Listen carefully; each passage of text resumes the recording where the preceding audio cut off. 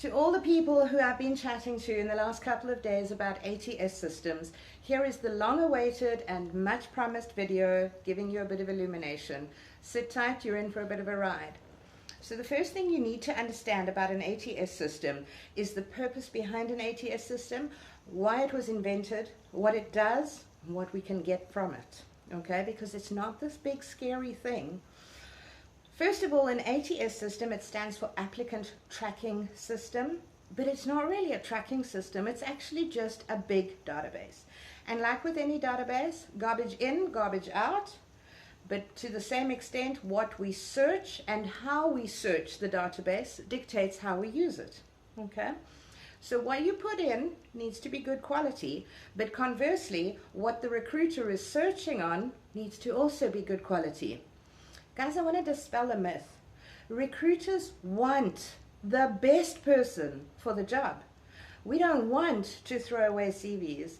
I know that there's a certain thing called, I don't know, I call it recruiter anxiety. You know, you've got 500 applicants and you almost want to go through each of them just in case. So we don't want to miss good candidates. Okay, so this statistic about 75% of CVs being dropped by ATS systems, I would almost like to call BS on that. All right, so again, the purpose is to be able to search our candidates and find the best person for the job. What I also want you to remember is that recruiters are trained on how to use the various ATS systems that they work with. And recruiters are trained on various sourcing techniques. We use big, long Boolean strings when it comes to searches. This is to get every single possibility that we can of finding the right candidate. We also use jargon, abbreviations, and full words. Okay, so if you're a finance manager, I'm going to search on finance manager, financial manager, finance star manager, because that means, or finance without the E, so that means anything following the beginning of finance, anything that comes after that. We're going to search on FM. We're going to search on perhaps assistant FM, because as an assistant FM, you can move to an FM role. So please give recruiters a little bit of credit when it comes to using an ATS system. Okay, that's the first thing I want you to understand. Recruiters are trained to get the best out of their systems. Second thing I want you to understand, there is no definitive guide to doing an ATS compliant CV. First of all, I don't know if you know this. I didn't know this. I learned this weekend. There is a top 100 list of ATS systems. Guys, if there's a top 100, doesn't that tell you how many thousands of ATS systems are out there? How can you possibly hope to please every single one? Don't even try. You need to apply general rules, general guidelines, and you need to just apply common sense. Okay. So first thing that's going to happen is, and this is another thing I need you to understand about your CVs. First, it's going to go through an ATS system, and it's going to be stored. Second of all, you're going to have a recruiter come along and access it. So they're going to apply the various searches, and they're going to access your CV. And then guess what? The recruiter, aka person, human being, is going to read your CV. So you cannot write an ATS compliant CV and discard the human appeal to a CV. So remember that. Don't just write your CV for the robots. You've got to write it for the humans too. All right, so I'm going to give you some little tips and advice about what ATS systems like, what they don't like, and how to apply that standard. So first of all, they don't like any fonts that have serif in the name. So anything that says serif, like Times New Roman, it's a serif font because it's got those little doinkies on the, I don't know, on the letters. Stay away from. Don't use Times New Roman because it reads it funny. It's a computer, guys. Anything that says sans serif, so without the serif, so like Calibri, works really well. Arial, I believe, also works really well. I do all my CVs in Calibri. It works. We have no problems.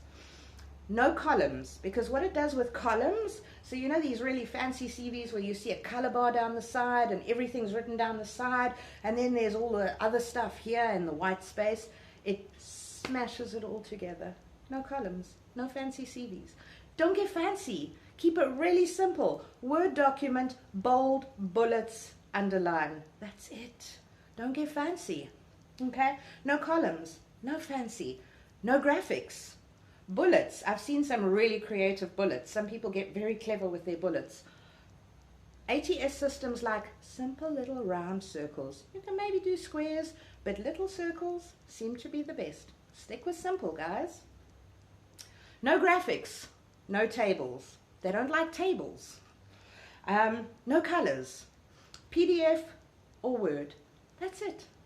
And you know what? Our computers are really clever. When you're uploading your CV to an ATS system, it will tell you what's allowed. So when you see that little box on the website and it says only Word or PDF, or if it says only Word or .docx, I think .docx is the preferred one if you're going to go with Word, apply to those rules. Don't make it hard on yourself. It tells you what it can read. Okay. All right, when it comes to your content, guys, don't get clever with your CV. You know, there's a section detailed career history or work history. Don't get clever and say where I've been and what I've done, because an ATS system cannot compute that as work history. Keep it simple. Career history. Every ATS system can understand that. Okay.